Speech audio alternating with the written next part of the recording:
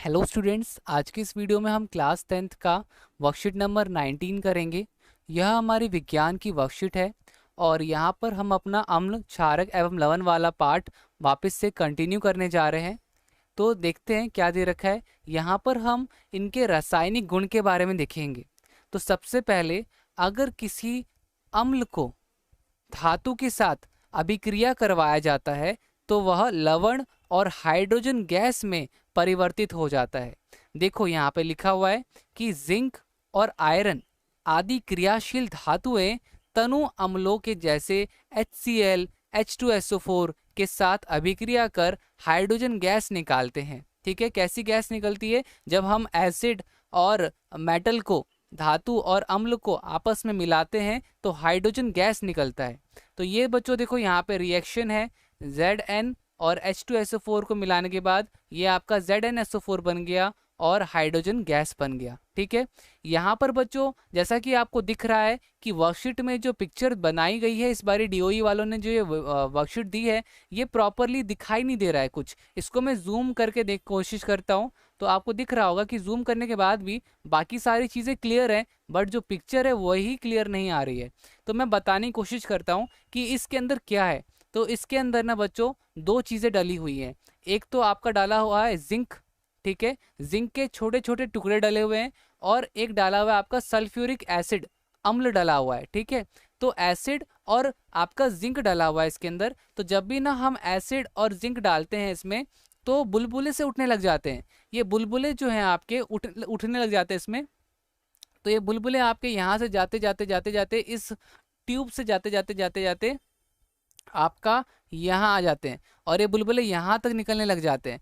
तो इन बुलबुलों के सामने अगर जलती हुई कैंडल जो है, मोमबत्ती को अगर जला के रखोगे तो पॉप साउंड आएगा। तो बच्चों ये पॉप साउंड जो होता है ना, हाइड्रोजन गैस के जलने की आवाज़ होती है। तो लिखा हुआ है जलती मोमबत्ती द्वारा H2 गैस की जांच करने पर पॉप ध्वनि उत्पन्न होती है। तो पॉप पॉप आवाज आती है। ठीक है, जब भी आप डालोगे ना तो पट पट पॉप पॉप करके इस तरह की आवाज आएगी। तो हमें पता चल सकता है कि वो कैसी गैस हो रही है, तो हाइड्रोजन गैस निकल रही है। ठीक है, अब ध्यान रखने वाली बात क्या है कि नाइट्रिक अम्ल HNO3 जो होता है वो Mg और Mn के अतिरिक्त किसी धातु के साथ H2 गैस नहीं बनाता है। तो ये ध्यान रखने वाली बात है कि नाइट्रिक अम्ल सिर्फ और सिर्फ मैग्नीशियम और Mn के अलावा और किसी के साथ भी हाइड्रोजन गैस नहीं बनाएगा। ओके बच्चों, अब आगे देखते हैं।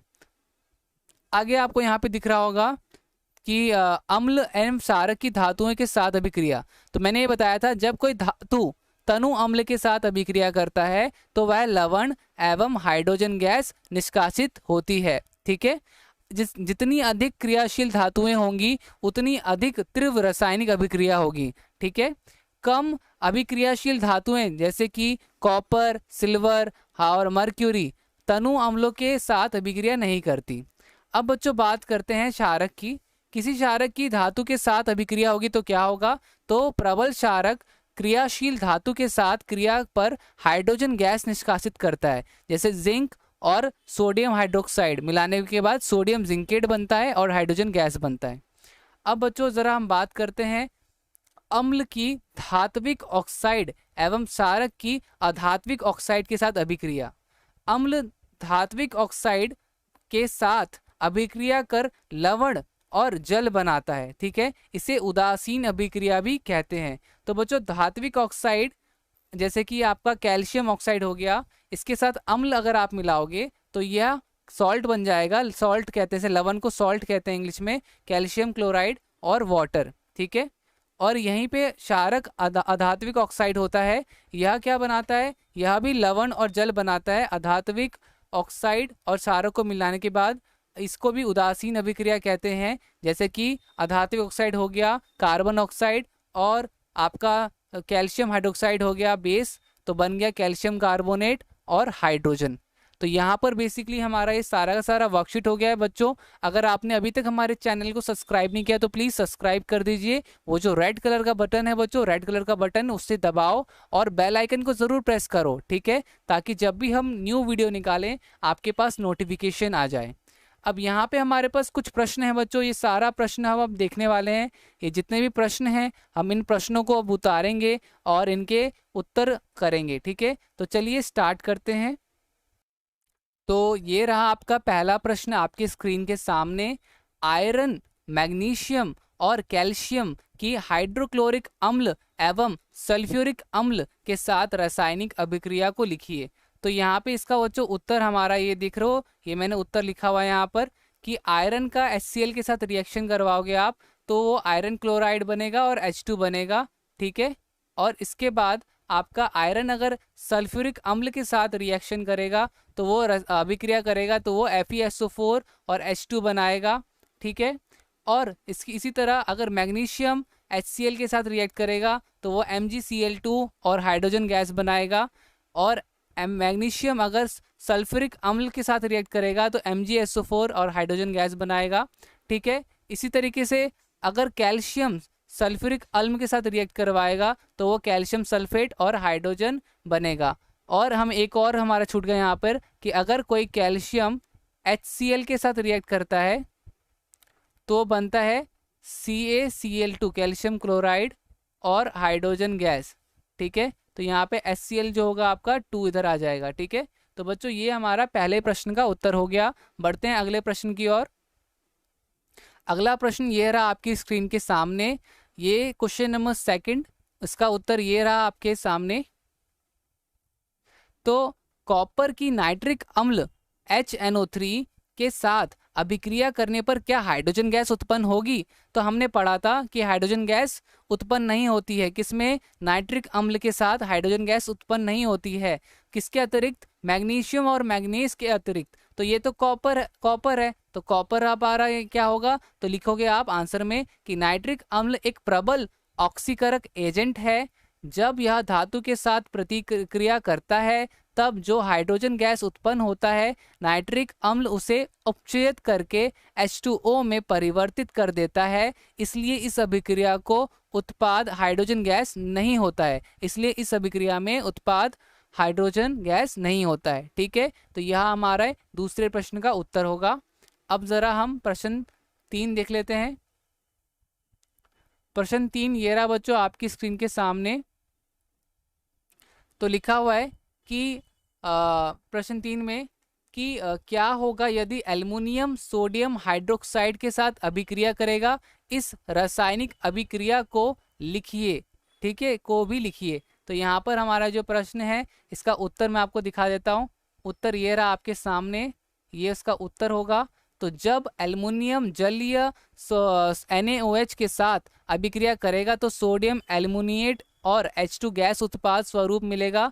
तो केमिकल रिएक्शन यहाँ पे देखो है इसका एल्युमिनियम NaOH H2O और बन गया आपका aluminium zinc sodium zinc aluminate और हाइड्रोजन, ठीक है।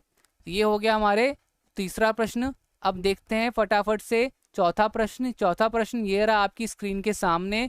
तो बच्चों अभी तक आपने अगर वीडियो को लाइक नहीं किया तो प्लीज़ वीडियो को लाइक कीजिए, अपने दोस्तों के साथ शेयर कीजिए, क्योंकि बच्चों आपको लाइक करने में शेयर करने में ज़्यादा से ज़्यादा 2 मिनट लगेगा, बट हमें वीडियो बनाने में काफ़ी टाइम लगता है बच्चों। और वर्कशीट तो आप भी करते होगे ना, तो आप सभी थक जाते होगे। तो सोचो हमें तो वीडियो बना के बाद उसे वीडियो रिकॉर्ड करो, फिर वीडियो एडिट करो, फिर उसके बाद वीडियो को अपलोड करो, काफ़ी टाइम लगता है। और आपको लाइक करने में सिर्फ कुछ वक्त लगेगा, कुछ सेकंड्स लगेंगे। तो प्लीज़ वीडियो को लाइक ज़रूर करना हो सके तो, ठीक है। चैनल को सब्सक्राइब जरूर करना अगर इस तरह के सिंपल आंसर्स आपको चाहिए तो, ठीक है ना। तो चलो कंटिन्यू करते हैं। तो लिखा हुआ है कि किस प्रकार हम कह सकते हैं कि धात्विक ऑक्साइड क्षारीय प्रकृति के होते हैं? तो धात्विक ऑक्साइड क्षारीय प्रकृति के होते हैं क्योंकि जब यह तनु अम्ल के साथ अभिक्रिया करते हैं तो यह लवण एवं जल प्रदान करते हैं, ठीक है। तो काफ़ी सिंपल भाषा में यहाँ पे आंसर है आपका। प्रश्न 5 देखते हैं। तो प्रश्न 5 है, क्या आपने कभी गौर किया है कि आपकी माँ अचार या चटनी धातु के बर्तन में क्यों नहीं रखती? सच्ची बताएं तो जब तक मुझे ये चीज़ नहीं पता था तो मैंने कभी गौर नहीं किया था। बट हाँ, अचार और चटनी को, ये हमारा उत्तर होगा बच्चों, उत्तर। तो अचार एवं चटनी को धात्विक पात्र में नहीं रखना चाहिए क्योंकि इनमें अम्ल होता है और यह अम्ल धातु के साथ अभिक्रिया करके कुछ जहरीला पदार्थ बना सकता है, जो कि हमारे सेहत के लिए हानिकारक होगा। तो बच्चों मैं आपको बता दूं कि अचार और चटनी में अम्ल होता है, मतलब कि एसिड होता है, और इसको अगर आप धातु मतलब कि मेटल में रिएक्ट करवाओगे तो वो क्या बनता है, वो सोडियम, वो सॉल्ट बनता है और हाइड्रोजन गैस बनता है। तो ये एक तरह का रिएक्शन हो जाएगा और जो हमारे लिए जहरीला पदार्थ बन सकता है और हमारे सेहत को बहुत नुकसान पहुंचा सकता है।